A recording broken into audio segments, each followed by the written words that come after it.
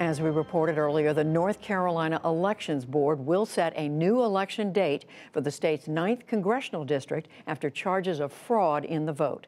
For more, I'm joined again by Miles Parks of NPR. He's in Raleigh, North Carolina. Miles Parks, hello again. So tell us what happened today that led to the Elections Board making this decision. So it was a pretty incredible day overall, and that's saying something considering every single day of this hearing since Monday has had at least one or two incredible moments.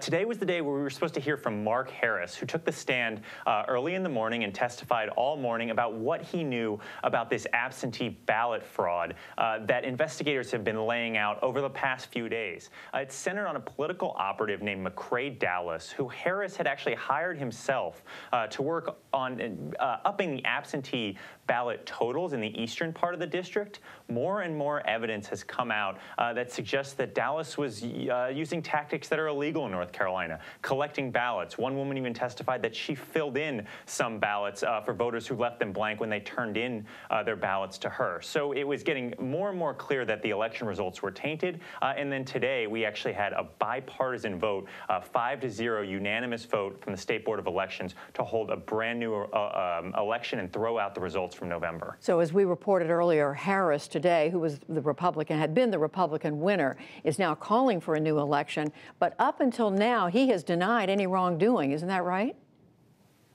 He has, and he still didn't say anything today that indicated he knew about the illegal behavior by Dowless and people Dowless was paying.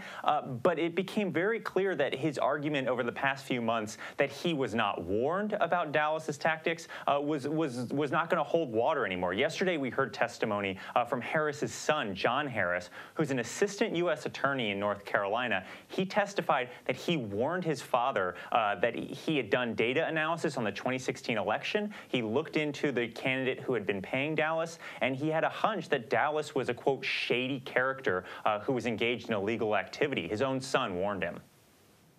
So Harris's contention, is this right, Miles Park, is that he knew nothing about what was going on, even though he'd been warned by his son? Right. He's arguing that he didn't know anything about the illegal behavior. His son was telling him that he thought illegal behavior could be happening based on some publicly available data. He was looking at basically how ballots were being turned in to the local elections board. They were coming in batches, as John Harris said. So he suspected something, but McCrae Dowless, the political operative who was guaranteeing these absentee ballots for Mark Harris, said, no, we never touched the ballots. I know that's illegal. I would never do that. And Harris says he took the word of the political operative over the warnings of his son. So finally, we don't know the date of this re-election.